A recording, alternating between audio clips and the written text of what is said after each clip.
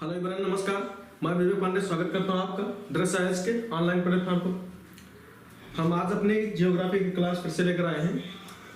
जो हम पहले क्लास में अपने डिस्कस कर रहे थे वो हम भारत का सामान्य परिचय देख रहे थे। उसी क्रम में हम आज आगे बढ़ेंगे जहां पर वो क्लास छूटी थी वहीं से। तो हम देख रहे थे भारत का सामान्य परिचय, जिसमें हम भारत की सीमाएं देख रहे थे, मतलब इसके चारों बिंदु, पूर्वी, पश्चिमी, उत्तरी और दक्षिणी, इसके पड़ोसी राज्य, मतलब पड़ोसी देशों से लगे हुए जो राज्य थे उन राज्यों को देखे थे हम। आइए हम डिस्कस करते हैं आज। तो देखिए, जो हम यहाँ जहाँ पर थे देख रहे थे इसके हम उत्तरी बिंदु को। तो अगर भारत के उत्तरी बिंदु की बात करें तो देखिए, भारत की जो मुख्य भूमि का जो सबसे उत्तरी बिंदु है वह क्या है, 8 डिग्री 4 मिनट उत्तरी अक्षांश। और यह स्थित कहाँ है, तो 8 डिग्री 4 मिनट उत्तरी अक्षांश रेखा जहाँ से गुजरती है वो हमारा लास्ट बिंदु कन्याकुमारी। और कन्याकुमारी जैसा कि हम जानते हैं भारत का जो है, हमारे देश का सबसे दक्षिणी बिंदु है मुख्य भूमि पर।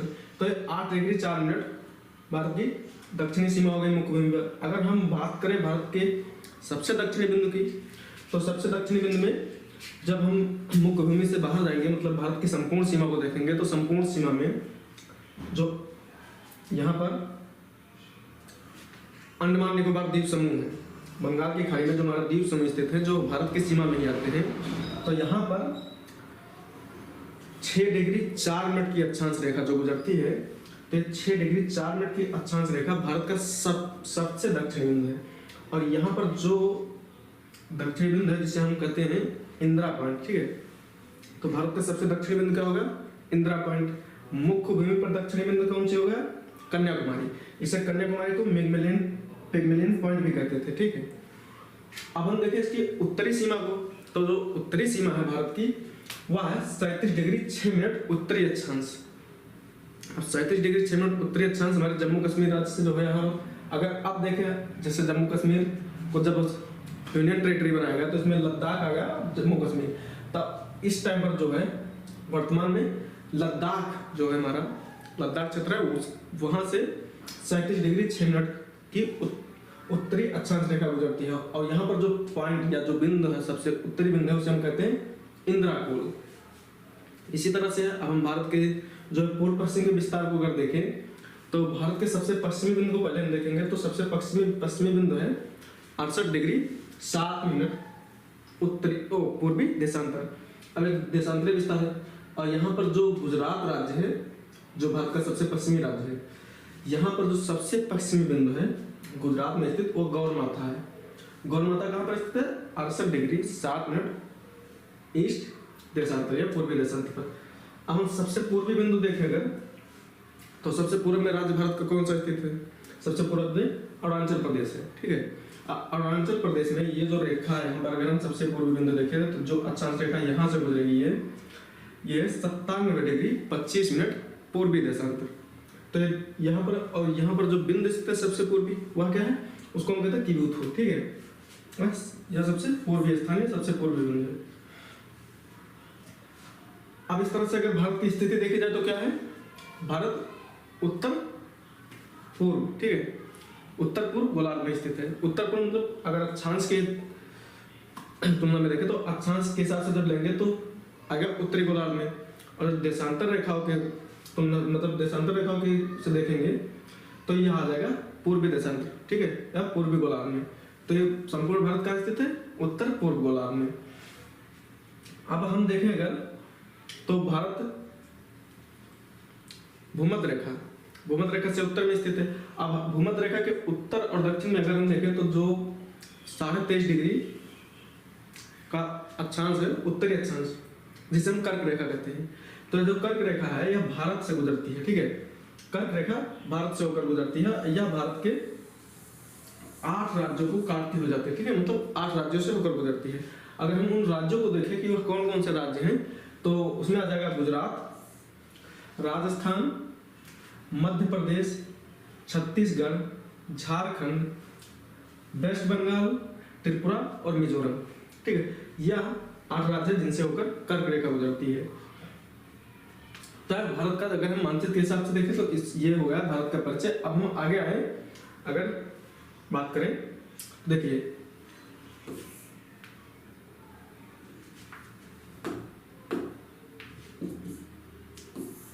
यहाँ हमने देखा था, ये इसका विस्तार देख लिए हम।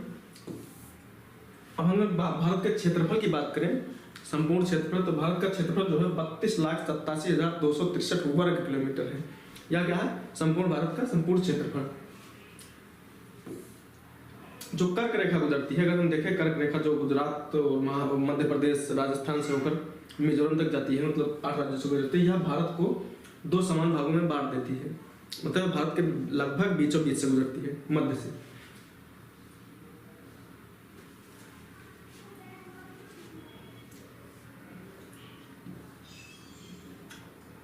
अब हम देखें जो अक्षांश रेखा है या जो देशांतर रेखा है, इनका प्रभाव जो है, अक्षांश रेखाओं का खासकर इनका प्रभाव जलवायु पर भी पड़ता है। लेकिन अगर हम समय के हिसाब से देखें, जैसे जो समय टाइम होता है, अगर हम उसके हिसाब वो देखें तो जो अक्षांश रेखाओं का तो नहीं, लेकिन हाँ देशांतर रेखा है, देशांतर रेखा का प्रभाव समय पर पड़ता है। ठीक है, मतलब किस देशांतर पर क्या समय हो रहा होगा, यह जब निर्धारित किया तो इसका देशांतर रेखाओं का प्रभाव पड़ता है समय पर। अगर हम देखें समय पर किस तरह से या कैसे प्रभाव पड़ता है देशांतर रेखाओं का, तो हम देखेंगे कि समय की दृष्टि से 1 डिग्री की जो दूरी होती है, जिसे मानचित्र पर अगर हम देखें तो जो देशांतर रेखाएं होती हैं, तो जो ऐसे समानांतर देशांतर रेखाएं खींची जाती हैं,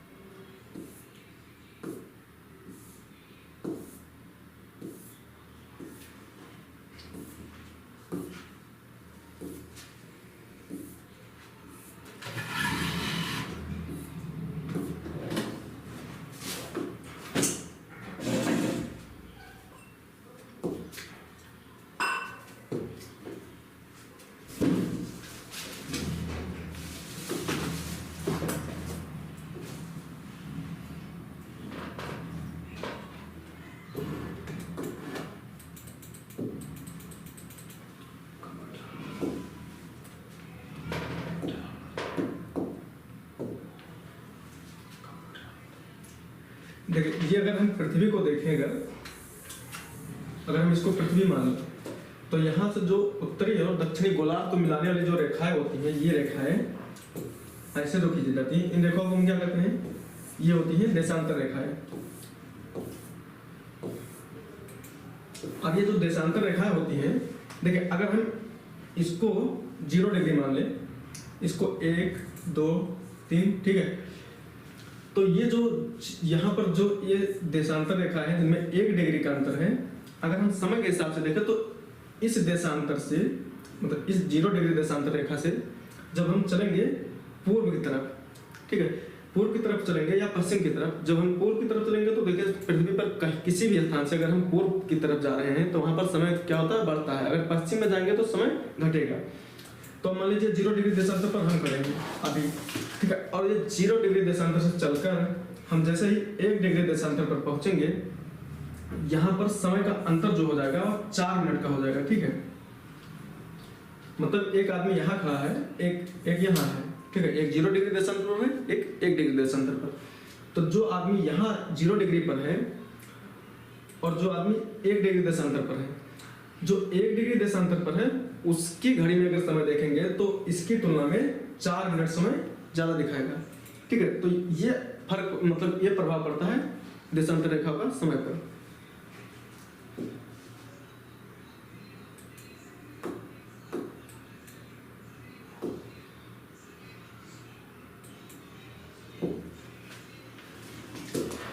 अब हम देखें तो भारत के जो अगर देशांतरीय जो विस्तार है, अगर उसको हम देखें तो देखिए ये अगर 1 डिग्री हम देखें, 1 डिग्री देशांतर पर कितना फर्क पड़ता है? 4 मिनट का।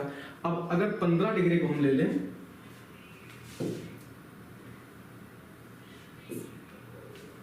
ये 15 डिग्री देशांतर, 15 डिग्री को ले लेंगे तो अब 1 डिग्री पर चूंकि 4 मिनट का समय बढ़ता है, तो अगर 15 डिग्री ले लेंगे, 15 को 4 से गुणा करेंगे, कितना हो जाएगा? 60। ठीक है, 60 मिनट, और 60 मिनट अर्थात 1 घंटे। तो अगर हम देखें तो यानी 60 मिनट यानी 1 घंटे का अंतर हो जाता है 15 डिग्री देशांतर पर। इस तरह भारत के पूर्व तथा पश्चिम बिंदु को अगर हम देखें, जैसे पूर्व और भारत के जो सबसे पूर्वी बिंदु पश्चिमी बिंदु है, दोनों को अगर हम देखें तो लगभग 2 घंटे का अंतर आता है दोनों में। 68 डिग्री से शुरू होकर 97 डिग्री तक, 68 डिग्री पूर्वी देशांतर से 97 डिग्री पूर्वी देशांतर तक है। लगभग ये 30 डिग्री देशांतर का, 30 डिग्री देशांतर का अंतर है। अब 30 डिग्री देशांतर का अंतर है, 30 को 4 से गुणा कर देंगे, कितना आ जाएगा 120, ठीक है, मतलब 2 घंटे, लगभग 2 घंटे का अंतर है। भारत का मानक समय जो है 82 डिग्री देशांतर रेखा है। माना गया है कि जो 82 डिग्री देशांतर रेखा उसको भारत की क्या माना गया है, मानक समय रेखा माना गया है। मानक समय रेखा क्या होती है, जैसे भारत 30 डिग्री देशांतर है, ठीक है, 30 देशांतर रेखा ऐसी हैं जो भारत से होकर गुजरती है, ठीक है। तो इस तरह से अब चूंकि समय का अंतर है तो कोई एक डिग्री देशांतर रेखा निर्धारित की जाएगी कि इस देशांतर रेखा पर जो समय हो रहा होगा संपूर्ण देश में या पूरे भारत में वही समय लागू होगा या माना जाएगा। तो इस तरह इसलिए मानक रेखा तय की जाती है ताकि बहुत ज्यादा डिफरेंस ना हो कामों में। अगर ये मानक रेखा ना हो मानी जाती तो हर जगह हर देशांतर पर अपना अपना समय जो होता है वो मान होता है। इस तरह से जो है सरकारी कामों में और भी कामों में बहुत ज्यादा बाधाएं आती। तो इसलिए एक मानक रेखा तय कर दी गई। तो 82 डिग्री जो देशांतर रेखा है या भारत की मानक समय रेखा है। यह भारत की जो मानक समय रेखा है, अगर इसकी बात करते हैं गुजरती कहाँ से, ये इलाहाबाद में नैनी जो है वो नैनी से होकर गुजरती है। भारत के स्थलीय सीमा की अगर हम लंबाई देखें, ठीक है, तो भारत के स्थलीय सीमा की लंबाई 15,200 किलोमीटर। ये 15,200 किलोमीटर क्या है, स्थल जो है सिर्फ स्थलीय सीमा है, ठीक है, उसकी लंबाई है। अगर हम मुख्य भूमि को ले लें, मुख्य भूमि की तटीय सीमा की लंबाई, इसको मैप से समझेंगे।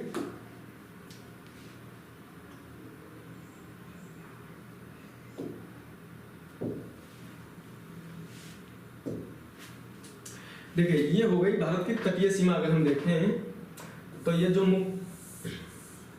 स्थलीय सीमा हो गई, ये भारत की जो स्थलीय सीमा है 15,200 किलोमीटर। इसके साथ अगर हम मुख्य भूमि की तटीय सीमा ले लें, ठीक है, ये भी सीमा ले लें इतनी,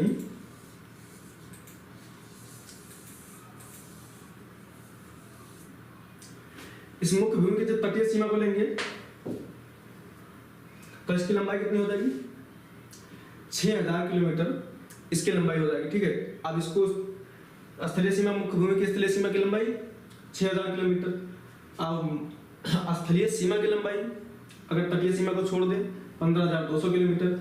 अगर हम द्वीपों को भी ले लें, जो हमारा लक्षद्वीप द्वीप समूह और अंडमान निकोबार द्वीप समूह, अगर उनकी भी स्थलीय सीमाओं को ले लेंगे तो उनकी सीमा कितनी है 7516.6 किलोमीटर। तो ये भारत की सीमा हो जाएंगे, ठीक है।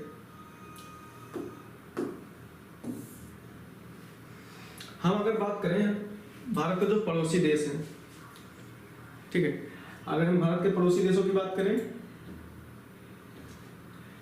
पड़ोसी देश उनसे लगी सीमाएं, मतलब उस सीमा रेखा की लंबाई कितनी है किलोमीटर में देखेंगे। सीमा से लगे भारतीय राज्यों की संख्या क्या है और कौन कौन से राज्य हैं।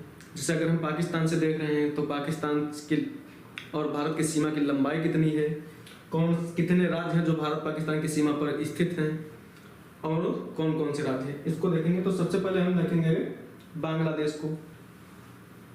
अगर हम बांग्लादेश को देखें तो बांग्लादेश से भारत की जो लंबाई है सीमा की वह सबसे अधिक है। ये कितनी है, यह 4,096.7 किलोमीटर। तो यह भारत की किसी भी देश से लगी हुई सबसे लंबी सीमा है। और इस सीमा पर जो भारतीय राज्य जो स्थित हैं उनकी संख्या जो है वह 5 है और वह राज्य हैं पश्चिम बंगाल, असम, मेघालय, त्रिपुरा और मिजोरम। उसके बाद हम आएंगे चीन पर। चीन से जो सीमा की लंबाई है वह है 3,488 किलोमीटर। इसके सीमा पर भी स्थित 5 राज्य भारत के स्थित हैं, जम्मू कश्मीर, हिमाचल प्रदेश, उत्तराखंड, सिक्किम और अरुणाचल प्रदेश। इसके बाद हम आ जाएंगे पाकिस्तान पर। 3,323 किलोमीटर सीमा की लंबाई है भारत पाकिस्तान की सीमा की। 4 राज्य स्थित हैं इस पर, जम्मू कश्मीर, पंजाब, राजस्थान और गुजरात। पाकिस्तान के बाद आएंगे नेपाल। 1,751 किलोमीटर लंबी सीमा है।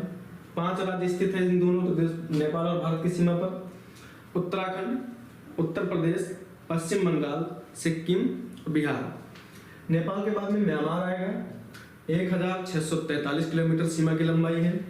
4 राज्य स्थित हैं इनकी सीमाओं पर, अरुणाचल प्रदेश, नागालैंड, मणिपुर, मिजोरम। और म्यांमार और भारत की जो सीमा रेखा है, इस सीमा रेखा को शून्य रेखा नाम दिया गया, ठीक है। भूटान की बात करें, भूटान से भारत की जो सीमा की लंबाई है, जो भूटान और भारत की सीमा लगती है, वह है 699 किलोमीटर। इन दोनों की सीमाओं पर भी जो भारत के राज्य स्थित है उनकी संख्या 4 है, सिक्किम, पश्चिम बंगाल, असम और अरुणाचल प्रदेश। उसके बाद अफगानिस्तान आ जाएगा।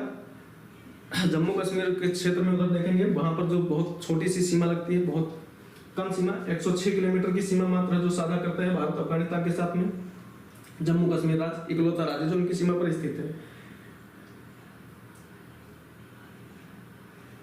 ये जो हम देखिए अगर देखें ये जिस क्रम में है, बढ़ते से घटते हुए क्रम में, अगर हम सीमा की लंबाई के हिसाब से देखें तो सबसे ज्यादा सीमा बांग्लादेश की है, सबसे लंबी, फिर चीन की है, फिर पाकिस्तान की है, नेपाल की है, उसके बाद म्यांमार, भूटान, फिर अफगानिस्तान।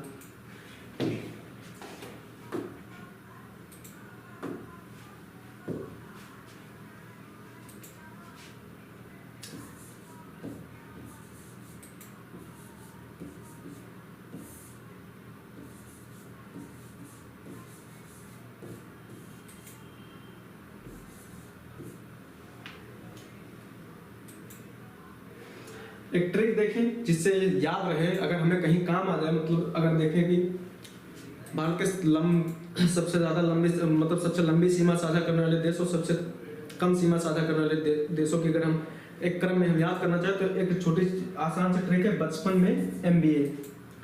मान लीजिए हम कहें कि मैंने बचपन में एमबीए किया, ठीक है, तो अगर इस ट्रिक से हम याद करें तो बचपन में एमबीए, अगर इतने इस एमबीए और बचपन को हम ले लें तो देखिए सबसे पहले क्या आ जाएगा, बांग्लादेश सबसे लंबी सीमा, फिर चीन, पाकिस्तान, नेपाल, मेरे को अगर कैंसिल कर दे इधर आ जाएगा म्यांमार, भूटान और अफगानिस्तान। तो आसान से ट्रिक है जिससे हम इसे याद कर सकते हैं।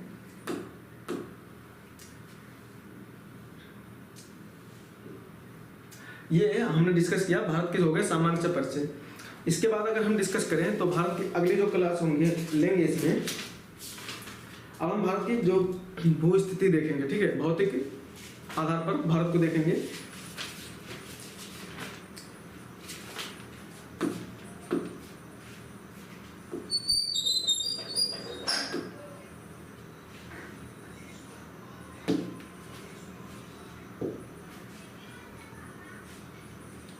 अब इसमें हम देखेंगे, देखो भारत के जो भौतिक पहलू, ठीक है, ये हमारे ज्योग्राफी का दूसरा चैप्टर है, इंडियन ज्योग्राफी का। हम इसे डिस्कस करेंगे, भारत के भौतिक पहलू। भारत के भौतिक पहलू में सबसे पहले तो हमें देखें हमें पढ़ना क्या क्या है, ठीक है। इसमें तो हमें सबसे पहले पढ़ना भूगर्भिक संरचना होगी भारत की, भारत कैसे बना, भारत की जो ये प्लेटें हैं या भारत की जो भूमि है उसका निर्माण कैसे हुआ, तो भूगर्भिक संरचना देखेंगे, कौन पर्वत, पहाड़, पठार, ये सब देखेंगे इसमें। उसके बाद हम आ जाएंगे भारत की जलवायु पर, भारत में प्राकृतिक पौधे मतलब वनस्पतियां देखेंगे, जैवमंडल, पर्यावरण, पर्यटन, ये सारी चीजें हम इसमें देखेंगे। अब अगर इसमें हम बात करेंगे सबसे पहले तो भारत की भूगर्भिक संरचना के बारे में बात करेंगे।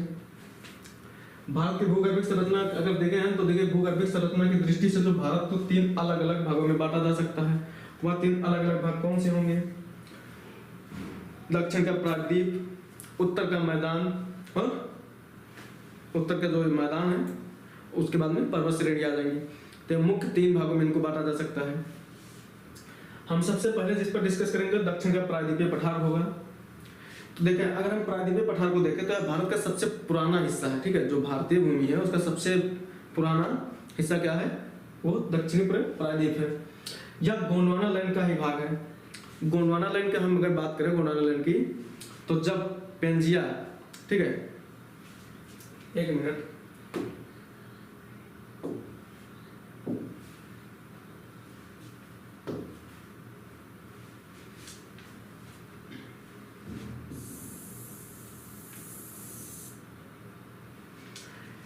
ये वह पृथ्वी है जब पृथ्वी सिर्फ एक महाद्वीप थी, ठीक है, संपूर्ण पृथ्वी एक महाद्वीप थी और उसको चारों तरफ से जल क्षेत्र घेरे हुए थे, वो था पैंथालासा। तो यह जब एक थी, इसे अगर हम देखो महाद्वीप जो था उसे क्या कहा गया था, पेंजिया, ठीक है, और इसके चारों तरफ से जो जल क्षेत्र थे उन्हें पैंथालासा कहा गया था। अगर हम बहुत पहले जाए पृथ्वी का विभाजन, मतलब इसकी जो प्लेटें ये अलग हुई या पृथ्वी जब ये पेंजिया जब टूटा, पेंजिया के विभाजन के पहले देखे तो पृथ्वी की स्थिति कुछ ऐसी ही थी। ठीक है, यह था पैंथालासा। पैंथालासा क्या था? पैंथालासा था महासागर जो पेंजिया को चारों तरफ से घेरे हुए जल थे। ठीक है, जल क्षेत्र था। और इस पेंजिया का जब विभाजन हुआ, मतलब पेंजिया जब ये टूटा तो इसका जो एक भाग था अंगारा लैंड,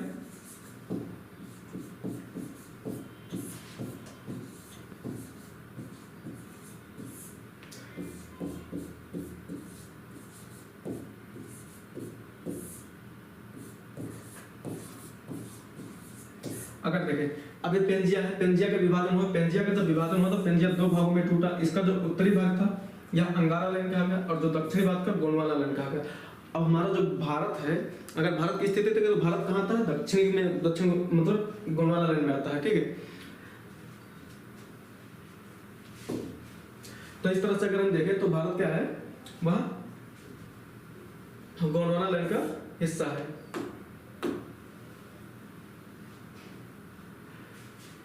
और यह क्या है?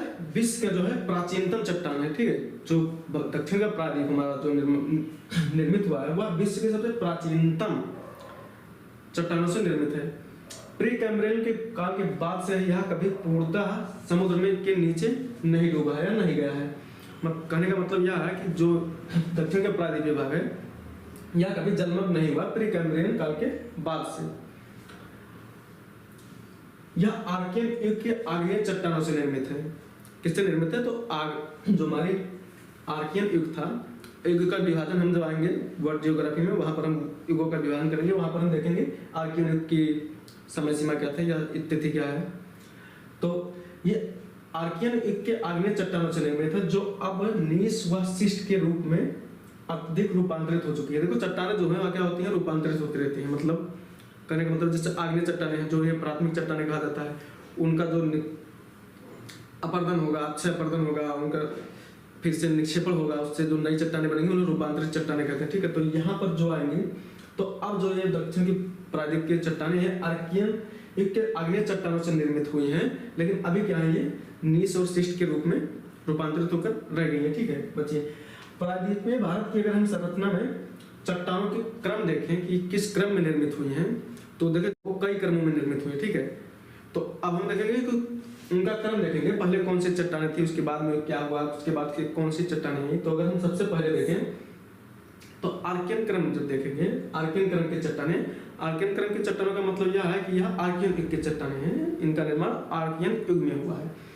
तो ये देखिए, तो देखिए ये अत्यधिक प्राचीन चट्टानें हैं जो नीस व शिस्ट के रूप में रूपांतरित हो चुकी हैं, जैसे बुंदेलखंड नीस, ठीक है, बेल्लारी नीस, ये सब इसके क्या है? उदाहरण है। बंगाल नीस व नीलगिरी नीस भी इन चट्टानों के उदाहरण हैं। आर्कियन युग के बाद में या आर्कियन क्रम के चट्टानों के बाद में जो चट्टानें आती हैं वह आती है धारवाड़ क्रम के चट्टानें।